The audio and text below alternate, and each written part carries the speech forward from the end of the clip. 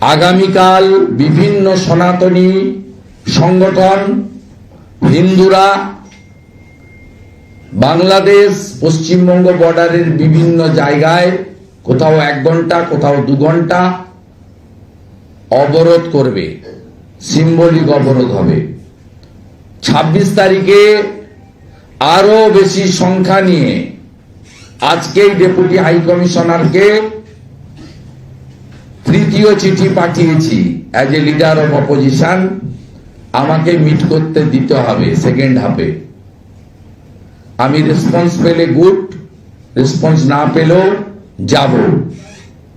সমগ্র হিন্দু সমাজকে 26 তারিখে আমাকে যদি অ্যালাউ করে আমি একাই মুভ করব, আমাকে যদি অ্যালাউ না করে আপনারা আমার সঙ্গে আসবেন। আমরা এদেরকে শান্তিতে এই ডেপুটি হাই কমিশনার সহ বাংলাদেশের মুসলমানদের হিন্দুস্থানে বঙ্গভূমিতে শ্রী চৈতন্যদেব স্বামী বিবেকানন্দের মাটিতে,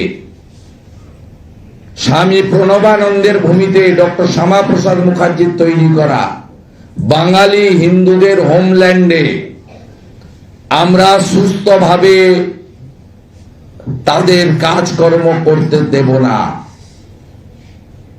গণতান্ত্রিক শান্তিপূর্ণ ভাবে হিন্দু সমাজকে ঐক্যবদ্ধ করে আমরা এই আন্দোলনের তীব্রতা বাড়াবো। আর 26 তারিখে ডেপুটি হাই কমিশনার কলকাতার অফিসকে মমতা ব্যানার্জির ভাষায় হিলিয়ে দেওয়ার ব্যবস্থা আমরা করব। দীপু দাসের পরিবারের সঙ্গে আমার যোগাযোগ হয়েছে, আগামীকাল ওই পরিবারের সঙ্গে আমি কথা বলবো ভিডিও কনফারেন্সিং করে। এবং দীপু দাসের পরিবারের অনেকগুলো পেটিএম নাম্বার ঘুরে বেড়াচ্ছে যারা ভারত থেকে অর্থ দিতে চান। ভারত থেকে অর্থ দিতে গেলে অনলি পেটিএম পারমিশেবল, আর বাকি মানে ব্যাংকিং ট্রান্সফারেবল নয়, ফরেন মানিতে পড়ে যাবে অ্যাক্টে, কিন্তু পেটিএমে পারমিশেবল। এটা এখন তো উদারীকরণে বিশ্বের যে কোনো জায়গায় লোক দিতে পারে, রেমিটেন্স একটা কেটে নেয় তাতে। সেক্ষেত্রে দীপু দাসের পরিবারকেও আমি অফার করব, তার স্ত্রী বাবা মা ওদের জন্য আমরা প্রত্যেক মাসে অর্থ দেব এবং ওর বাড়ি থেকে অরিজিনাল পেটিএম নম্বর এনে আমি আপিলও করব গোটা পৃথিবীর হিন্দুরা যেন তাদেরকে অর্থ সাহায্য করে। আমরাও দেখতে চাই, এর শেষ আমরা দেখতে চাই। আসামের মুখ্যমন্ত্রী হিমন্ত বিশ্ব শর্মা বলেছেন যে বাংলাদেশের সঙ্গে সমস্ত রকম কূটনৈতিক কাজ শেষ হয়ে গেছে, এবার সার্জারি চলে। কি বলবেন আপনি? আই ফুললি সাপোর্ট উইথ হেমন্ত দা। যদি বলে থাকে আপনার মুখ থেকে শুনে বলছি, আমি এখন শুনিনি। আমার সঙ্গে হেমন্তজির সরাসরি কথা হয়, আমি ওনাকে কথাও বলে নেব। তা আমি একদম একমত, কারণ আমরা সবচেয়ে বেশি ফিল করি যে 5টা স্টেট বাংলাদেশ বর্ডারে রয়েছে, মেঘালয়, মিজোরাম, আসাম, ত্রিপুরা, পশ্চিমবঙ্গ। আর আমি তো একাধিকবার বলেছি আমার মাতৃদেবীর পরিবারকে দেশভাগের পরে এ দেশে আসতে হয়েছে হিন্দু বলে, শাঁখা পলা সিঁদুরকে রক্ষা করার জন্য।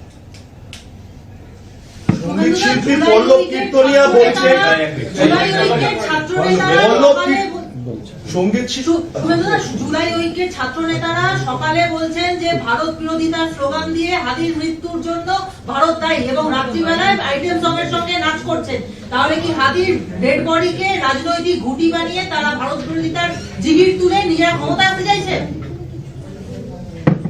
ক্ষমতায় আসতে চাইলেই আসবে। ওই দেশে কমপ্লিটলি মৌলবাদীদের হাতে চলে গেছে। আফগানিস্তানের ফেজ 1-এর মতো এখন আফগানিস্তানের ফেজ 2-তে আমেরিকার গুঁতোর পরে অনেকটা পিউরিফাইড তালিবান সরকার। আগের এই উগ্র তালিবান সরকার নেই, ওটা গুঁতো খেয়েছে বলে। এদেরও গুঁতো দরকার, যদি যেটা হেমন্ত বিশ্ব শর্মা বলেছে, এদের গুঁতো দরকার। এদের গুঁতো দেওয়ার জন্য কোনো আর্মি আর রাফেল টাফেল পাঠানো দরকার নেই। হাসিমারা থেকে রাফেলের আওয়াজটা দিয়ে দিলেই যা হওয়ার হয়ে যাবে। আর অনেক ড্রোন উঠছিল অপারেশন সিঁদুরে, যদি কোনো ড্রোন পড়ে টড়ে থাকে ওটাকে আবার একবার তুলে ছেড়ে দিলেই একদম পিঁপড়ার থেকেও, পিঁপড়ার মধ্যেও অনেক সাইজ আছে, একদম ছোট পিঁপড়া। বলছি বড়লোক কীর্তনিয়া তার শো বাতিল হয়েছে বর্ধমানে, তার বক্তব্য আমি শাসক দলের ঘনিষ্ঠ নই, সেই কারণের জন্য আমার বিভিন্নভাবে শো ক্যান্সেল করা ইত্যাদি ইত্যাদি। লগ্নজিতা প্রসঙ্গ, হ্যাঁ, বোন লগ্নজিতার ঘটনাতে ওরা উৎসাহিত এবং এটা এই বাংলাদেশ থেকে ঢুকছে। বাংলাদেশ থেকে দেখছেন না আপনাদের মিডিয়ার ঘরগুলো কিভাবে পুড়িয়ে দিল, এবং বলছে গান বাজনা, এই যে এগুলো বলছেন ওই গোপ চাচা ওইসব যে ওইসব মাথায় পাগড়ি ফাগড়ি কিসব বেঁধে আছে, আপনি দেখবেন এরা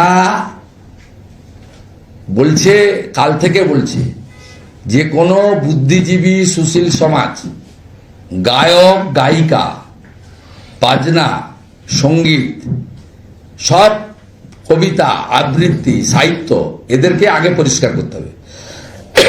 এরা থাকার জন্যই আজকে এই অবস্থা হচ্ছে।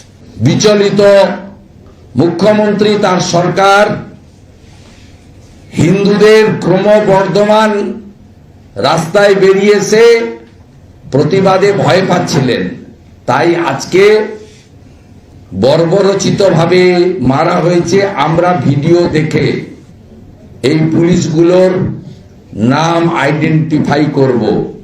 আমাদের ধারণা এই পুলিশগুলোর মধ্যে একটা বড় অংশ ভুয়া ওবিসি সার্টিফিকেট দিয়ে ওবিসি কোটায় তৃণমূলের আশীর্বাদ নিয়ে এই আগামী বিগত 8-10 বছরের মধ্যে চাকরি পেয়েছে। যে ধরনের টার্গেটেড লাঠি মারা হচ্ছিল, যেভাবে লাল বাবা মহারাজ সহ গেরুয়া বসন পরা, ধুতি পরা, পাঞ্জাবি পরা, গলায় রুদ্রাক্ষের মালা, কারোর জটা, কারো মণ্ডিত মস্তক, তাদেরকে নিরস্ত্র সাধুগুলোকে যেভাবে পেটাচ্ছিল, এতে পরিষ্কার হয়ে গেছে এই লাঠিটা শুধু পুলিশ তার কর্তব্য পালনের জন্য মারছে না। যারা এই ঘটনা ঘটাচ্ছেন তাদের মধ্যে অন্য কোন প্রবৃত্তি লুকিয়ে রয়েছে, কোন হিডিং এজেন্ডা রয়েছে। আমরা এটা ছাড়বো না। ইন্টেলেকচুয়াল ফোরামের সভাপতি ওয়াজিদুল হক তিনি বলছেন যে ওয়াকআউট বাজাতে আমরা জঙ্গি হতেও প্রস্তুত। কিছু বলবেন? ও মনে টিকিট চাইছে, অনেকদিন ধরে ঘুরছে। এ সব বন্ধ হয়ে যাবে। পশ্চিমবাংলার লোক যদি জঙ্গি মুক্ত বাংলা চায়, বিজেপিকে আনুন। এইসব কথা বলে না, ওই পায়জামা পাঞ্জাবি পরে সব নেতাগিরি বেরিয়ে যাবে। বিজেপিকে আনুন যদি জঙ্গি মুক্ত করতে হয় পশ্চিমবঙ্গে, শুধু চোর মুক্ত নয়, জঙ্গি মুক্ত করতে হয়, বিজেপিকে আনুন। কোনো সমাধানের আর কোনো রাস্তা নেই। আমার একটা প্রশ্ন আছে, সেটা হচ্ছে যে ইলেকশন কমিশন একটা প্রাইভেট কোম্পানিকে নিয়োগ করেছে, তারা বিধানসভা কেন্দ্রগুলোতে সার্ভে করছে, বিহেভিয়ারাল প্যাটার্ন, এলাকার মানুষের শিক্ষা দীক্ষা। এটা তৃণমূল কংগ্রেস প্রশ্ন তুলেছে ইলেকশন কমিশন এটা পারে কিনা, 1, 2 এর পেছনে উদ্দেশ্যটা কি, ওরা প্রতিবাদ করেছে। ইলেকশন কমিশন উত্তর দিবে। আমি ইলেকশন কমিশনের ব্রিফ নিইনি, আমি ইলেকশন কমিশনের হয়ে সাফাই দিতে পারবো না। এ ব্যাপারে আমার কোনো আইডিয়া নেই। আর ইলেকশন কমিশনের বর্তমান সিও এবং দিল্লিতেও একটা সিস্টেম রয়েছে যেখান থেকে তারা রেসপন্স করে। যেমন দেখবেন আমরা কমপ্লেন করেছিলাম তৃণমূলের এক্স হ্যান্ডেলে দেওয়া সিও অফিস থেকে রিটুইট হচ্ছিল। আমি সকালবেলা আজকে কমপ্লেন করার পরে ওটা ডিলিট করেছি ইলেকশন কমিশন। কোন পলিটিক্যাল পার্টির ডিমান্ডকে ইলেকশন কমিশন রিএক্স বা রিটুইট করতে পারে না। আমাদের কাজ, বিজেপির কাজ এই নজরদারিটা করা। বিজেপির কাজ বিএলওতে ভেজাল আছে কিনা, বিজেপির কাজ ঘোষিত ভোটার তালিকার মধ্যে এখনো ভেজাল আছে কিনা, বিজেপির কাজ হিয়ারিংটা যেন একতরফা মমতা ব্যানার্জির চটি চাটা একটা বড় শ্রেণীর ভিডিও আইপ্যাকের কথা মতো মুখ্যমন্ত্রীকে সন্তুষ্ট করার জন্য করছে কিনা। তার জন্যই বিজেপির যা যা কাজ করার দরকার বিজেপি করছে। মাইক্রো অবজারভারের কথা আমরা এই কারণে বলেছি, ওরা বাধ্য হয়েছে, কারণ স্টেট অবজারভার যারা এসেছিলেন তারা নিজেরা আক্রান্ত হয়েছেন। মিস্টার মুরুগান কিভাবে আক্রান্ত হয়েছেন সবাই দেখেছেন। স্বাভাবিকভাবে আমরা আমাদের কাজ করছি, এই সংক্রান্ত কোনো বিষয় থাকলে ইলেকশন কমিশন তারা রিপ্লাই করবে, আমরা ইলেকশন কমিশনের হয়ে সাফাই দিতে পারবো না। বাংলাদেশের ঘটনা প্রেক্ষিতে খুব তাৎপর্যপূর্ণভাবে লেফট ফ্রন্ট সবার প্রথম বিবৃতি দিয়েছে, কারণ সাধারণত তারা দেন না, এবং আজকে সেন্ট্রালি তাদের মিছিল রয়েছে। মানে এই ব্যাপারটাকে কিভাবে দেখছেন আপনি?